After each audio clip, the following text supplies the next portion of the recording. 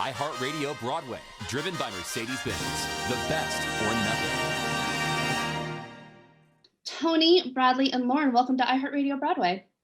Hello. So Hi. we Thanks are for having us. Yeah, of course. We are here to talk about the TodayTix original Rooftop concert series. But before we do that, Lauren, huge congratulations to you and your cast for winning the musical theater Grammy a couple weeks ago. Has it sunk in yet that you are now a Grammy Award winner? No, not at all. It's really exciting, but it also it feels to me it's like the equivalent of our show winning Best Musical for that award. And so um I'm so excited, but it feels like it's more the shows and especially Tom Kitts than anyone else's. I feel like just a part of it. And so I feel like people are reminding me like, yeah, but also you are technically a winner now too. And it just feels, I don't know, maybe it'll sink in when like I come home and in the mail is the statue someday. I don't know. And watching you and Elizabeth and Catherine celebrate that night in like the coolest yet weirdest environment possible for the Grammys was also super cool to watch. That's all Catherine. Catherine knows how to throw a party. We were with a theme and all of it, but we were very fortunate that all of us were able to test in bubbles that we could be together because otherwise it just would have been so strange to just sort of be sitting by ourselves watching it at home. And Celia's not in town, but we had her on FaceTime, and it was really nice to have sort of some semblance of a celebration for each other. Well, and to continue the celebration, Bradley, a huge congratulations to you and your husband. You got married during the pandemic. We were just talking about it before we started recording, so congratulations. Thank you so much. Yeah.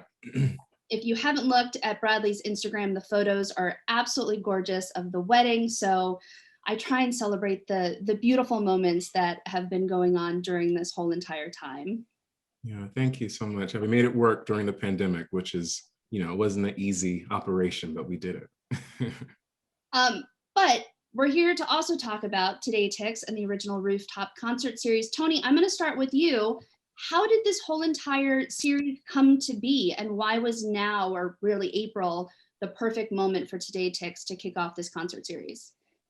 Well, we've kind of gotten to producing our own kind of original programming probably about a year before the pandemic happened, and it's really kind of based on the fact that we have a global audience of kind of that next generation of theater goers, and we have the rare opportunity from a production perspective to use the data that we have on that global audience and actually curate experiences that will appeal to our fan base. But selfishly, I also use it as an opportunity for us to just kind of drive the needle forward a little bit and just to try to present a new and improved version of programming in general and different types of experiences that extend much farther beyond the kind of traditional concerts that we're doing. But even with those, we're trying to make them as cool as possible and add a bit of a chic value to them, and just to try to again give that next generation of theater goers a kind of new perspective on these types of events. So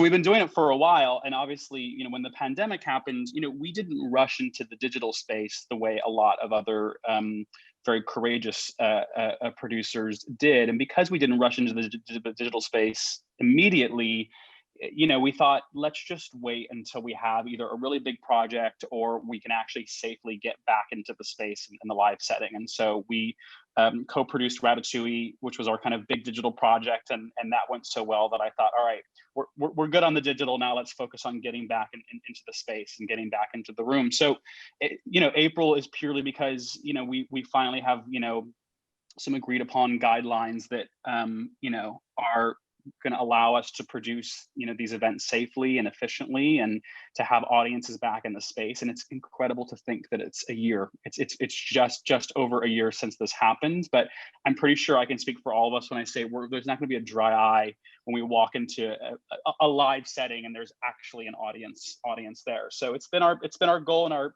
to do this as soon as we could, and April is it. And we have some incredible talent that is opening our doors again, and hopefully starting what will be a nice long series that we can continue over the summer. Well, and it's been nice because there have been I think, certain moments in the last few months where it's like, oh, we're looking forward to this. Once we get through this, then we have another moment that we're going to look forward to. And I feel like once the inauguration kind of ended, there wasn't really something to look forward to. And so now that these little things are happening, like for instance, Mayor de Blasio announced today that it looks like fall will actually be the time when we reopen. But when you all announced this, it was like, okay, here's something that we can celebrate, we can all look forward to. This is a big glimmer of light at a long tunnel to come. So first and foremost, congratulations for just putting it together. But you've also picked 4 of the most incredibly talented Broadway performers and performers in general to kick off the concert series. So why were Lauren, Bradley, Anna, and Derek kind of the perfect foursome to kick off the Rooftop concert series? I mean, not to sound nepotistic, but they're all, pals. So it was, it was not to, but no, I mean, look, in all seriousness, they are all incredibly talented individuals, but they're all people that I feel like I could go to and say, let's open the aperture a little bit and let's just reframe the way we look at these types of events in terms of how we're putting them together, in terms of what the creative direction of them are, in terms of how we're promoting them, et cetera, et cetera. And so, the 4 artists that we have are artists that are incredibly forward thinking in terms of having a really good understanding of what we need to do as artists in general to kind of cultivate and sustain that next generation of audiences. And so, that was a really important factor. But we're kind of turning this to an acoustic series. The vision that we've kind of all had, as we said, it's a much larger version of a fire escape is basically what we'll be performing on, and the backdrop of New York City, of NoHo, is behind us. And so we just wanted something that had that nostalgic kind of quintessential New York feel. And I just knew that Bradley and Lauren and Anna and Derek would be, they'd be the first people to say, I'm game to create something from scratch and do something that's cool and unique and will only exist, in this very intimate setting. And for people to know, it is very socially distant, COVID standards. It's at Showfields. So can you just, for those that are curious, what are the measures that are going to be taken for the concert series? So as of now, there's only 40 audience, and by the way, all of our concerts are sold out. We sold them out very, very quickly. So the lucky 40 audience members that will be at each of these events. Everybody is basically in a pod. These pods are pods of 2 and pods of 4, and each pod is 6 feet away from each other. Our audiences will have to sign digital health declarations before they come into the space. Their temperatures will be checked. Everybody on site has to wear full PPE that are working the events. Our audiences will have to, be masked the entire time. So we kind of have double the protection of being outdoors, but people also wearing masks. But I will say, I have been the day we went on sale, to see the outpouring of love that we announced, to see the outpouring of love of what people are willing to do to be back in the live space, gave me so much hope for, the larger events that we're all going to be a part of over the summer, and eventually, hopefully Broadway coming back this fall. So we're following all the guidelines of the city, and we're being extra kind of precautious, and we have, the beautiful open air of New York City to also give us some ventilation. Although I'm not sure New York air is good for, healthy ventilation. Depends on where you are. But, It doesn't matter. It's outside and it's going to be amazing no matter what happens. So Lauren, you are kicking off the whole entire series on April 2nd at 6:30. So what can we expect from your very first Rooftop series with TodayTix? Yeah, I mean, I'm so excited because it really is. I've never done any concert on a rooftop. Like I haven't done the New York rooftop show ever. So I'm very excited. It feels like yeah, that kind of quintessential New York thing. I'm super excited to be part of, both selfishly and also to share it with people. So I'm going to be doing a mix of things because I also have a band who I play with, 3 guys who are Broadway pit musicians.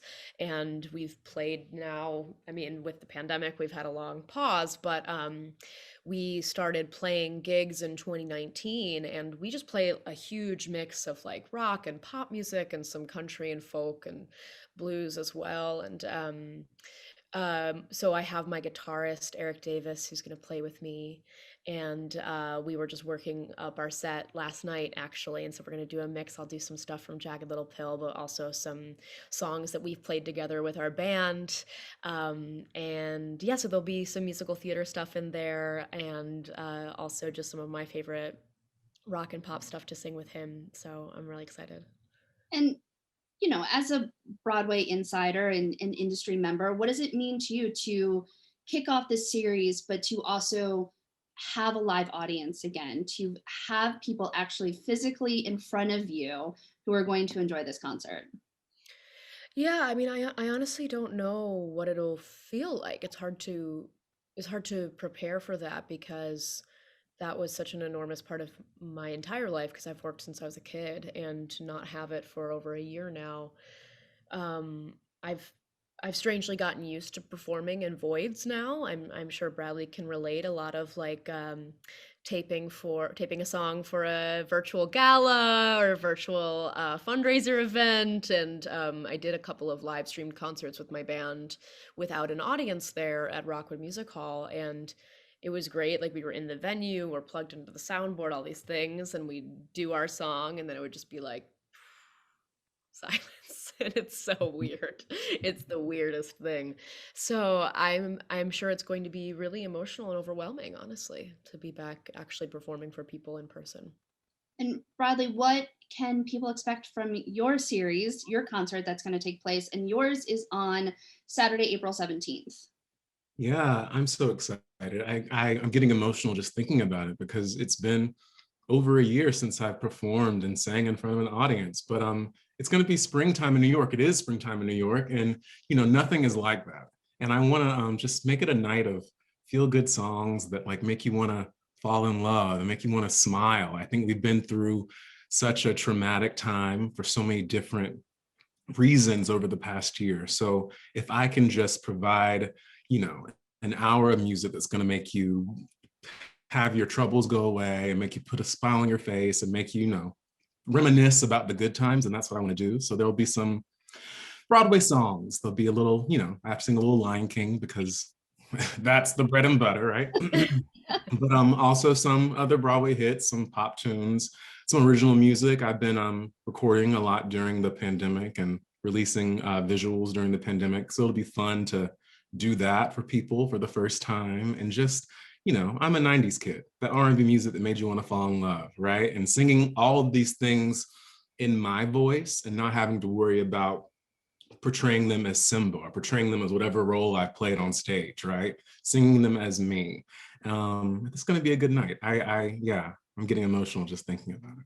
And same question to you. What is it going to feel like performing in front of a live audience? Whether it's 40 people or 60 people or however many, what is that moment going to feel like for you for the first time performing in front of a live audience? It's going to be crazy. I'm like, do I remember how to sing? How do you how do you do that? I've been doing this for so long that it's kind of second nature, but then everything stopped. And I've been privileged enough to be filming some television shows during this time. And like Lauren said, it's such a different space, right? You're talking to whoever's in that scene with you. It's very private. You kind of find a way to ignore all the people who are around you as far as the crew goes. But now getting back on stage and getting back into that shared space, I know I'm gonna have to be holding back tears because I can't really be singing if I'm crying like a mess on stage. Oh, I sound like a goat if I try to sing while I'm crying. There are some actors who can do it. I don't understand. My body doesn't work that way. So I gotta keep my stuff together. So Me too. Again, Tony, just the sheer fact that you all are doing this and making it happen. Again, I feel like it's such a monumental moment for us to all kind of take stock and go, okay, there really is a light at the end of the tunnel, and we just have to go through a little bit more of a process to get there. But I feel like this being announced is that moment for us to all collectively take a breath and go, it's happening. It's just going to take just a tiny bit longer.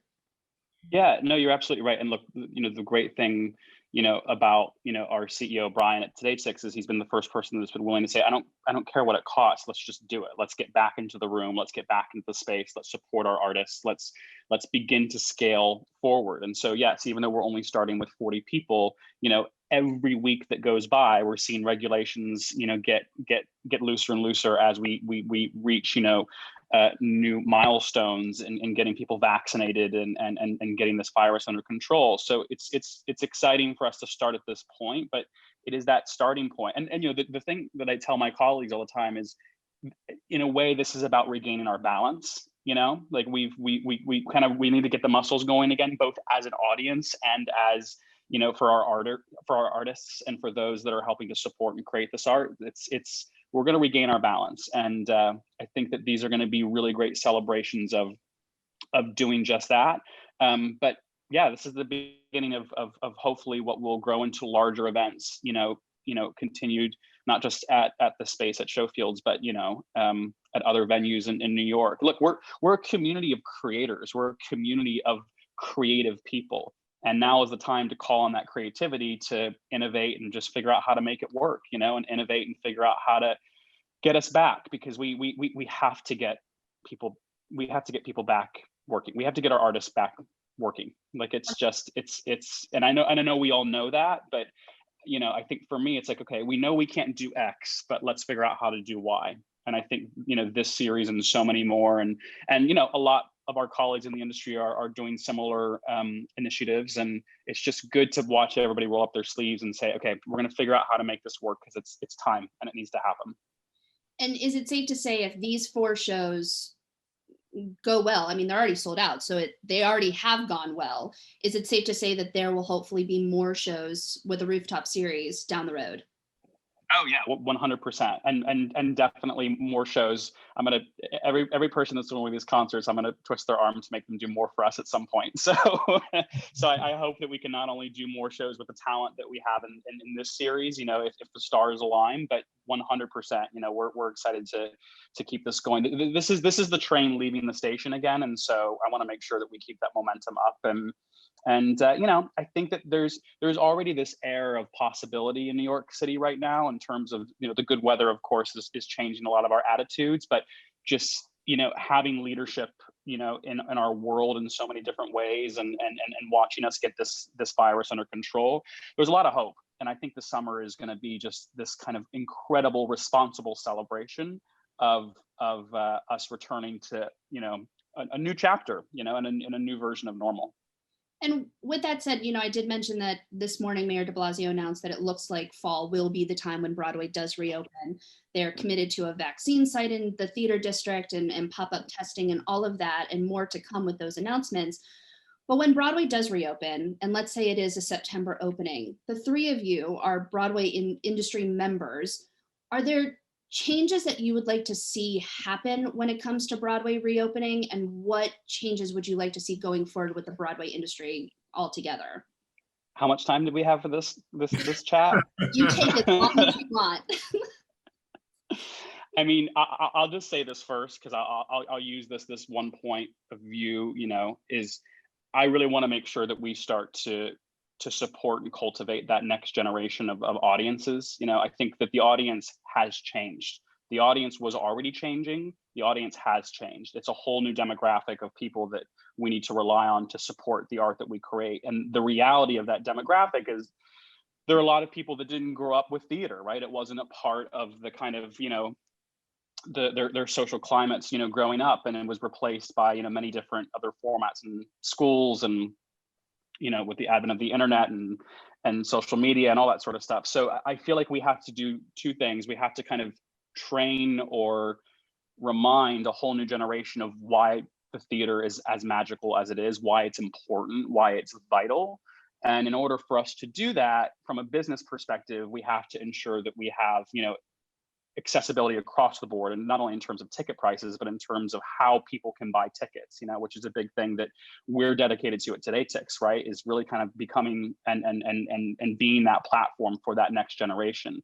But we also have to tell stories that next generation are going to be interested in, and they have to be told by the people that they want to see on stage, and they have to be told by new creators and by new talent. So that's a very open-ended, because we could go into 150 subcategories right now, but for me that's the key. Is we have to accept that Rodgers and Hammerstein ushered in a whole new generation of theater after World War II, right? And I really do look at COVID as another historical moment that we'll look back on, where the landscape of theater has and will completely change once we return to business as usual.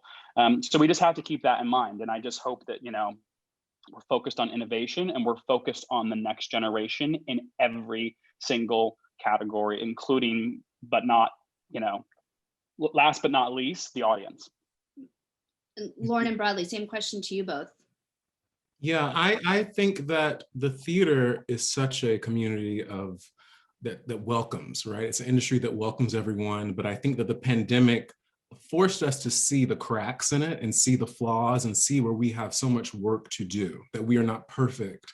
And even while I think our empathy is high, our humanity levels are high, there's space for growth and change and evolution. We're looking for evolution. We're looking for an industry that is a space that truly makes everyone feel seen, heard, and that needs to happen on stage, off stage, and at the highest possible level. So I think there has been a lot of work that has been done during the pandemic while we've been, on this pause. But when we come back, we have to see that work in action, right? And that requires listening. That requires us all being humbled. And I think that we all have been made humbled, right? So now we got to see that press go. We got to press go on that and really drive it home. And I think it's our responsibility as artists and creators to continue to speak up in this time. We realize in the pause how much of our guts that we give to this, right? If you're working on stage, if you're working off stage, you give your heart to do this, to be a part of this 8 show a week, hamster wheel. So you want to feel seen. And we have a lot of work to do, but I have so much faith in the industry, and I can't wait for us to be back. Lauren? Yeah, I agree. I mean, I think that Broadway is an enormous machine in a lot of ways. And I don't mean that in a derogatory way. I mean, it's an enormous industry. And it, I think, has been revealed in the pandemic. We've kind of had to grind to a halt in a way that Broadway truly never has. I mean, when you think about other times that Broadway has shut down for massive tragedies and things, like 9/11, I mean, it was a few days. There's nothing comparable to this. And I think that what we saw in the country, the ways that our country had to take a new look at the systemic inequities that are so rampant in this country because we shut down and weren't doing as much as we were always used to, just being on our hamster wheels. The way that we looked at systemic racism again in a new way with a new light. It's like that. It's like if that's the macro of the country, that's happening micro with Broadway. It's, all of the things that we've been seeing on those macro levels, that all exists in Broadway too, because it is also just a huge system that has been functioning one way for a very long time. And so I think what Bradley and Tony are saying are that it needs to evolve, it needs to change, and it needs to respond to this moment. And I think that there's been a lot of openness to that, particularly in the art with the artists, which is beautiful. And I think just to echo Bradley, seeing that openness and willingness to turn into action once we're actually back, and not be like, oh, well, glad we talked about that, and now we'll just do everything exactly how we used to. I think we have to push to make sure that doesn't happen. Well, and I want to say, because I'm so inspired by what both of my colleagues have just said, and look, the bubble has burst. We have a once in a lifetime, literally maybe once in 2 lifetimes, opportunity to return to the table with a clean slate and actually, set forth the parameters of an industry that represents the next generation, one that is rooted in the incredible work that has been done over the last 100 years in the American theater. I'm not trying to throw that out. I'm the most nostalgic, like, wish I was born in the 30s person you ever meet, right? Like, the fact that I can't wear black tie to dinner actually pisses me off. But we have the brilliant thing about New York City is our ability to constantly innovate and change and push forward and move forward. And I think what Lauren and Bradley have both said is, in this last year, we've realized in a kind of harsh way that there's been a lot of elements of our industry that haven't done that, right? They've just kind of stayed the same. And so I just hope we recognize this opportunity where it's not about returning to status quo. It's of course about getting us back to work and getting audiences in seats. And it is a business, right? A very expensive business. So we need that business there.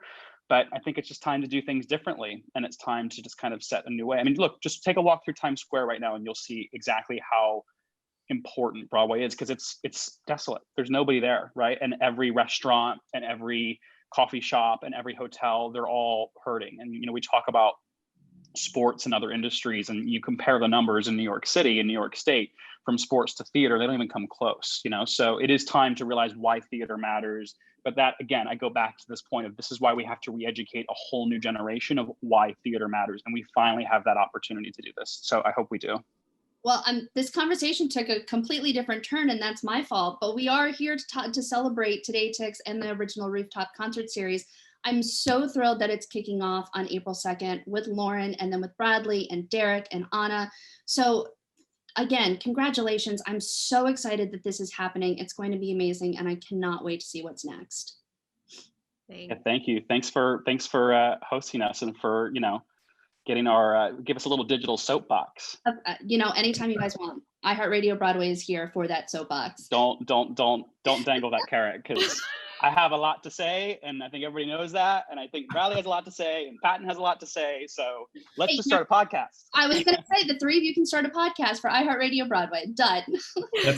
Let's go. All right. Well, again, I wish you all nothing but the best, and I can't wait to see you all in a Broadway theater, hopefully sooner rather than later. Thank you so much. iHeartRadio Broadway, driven by Mercedes-Benz. The best or nothing.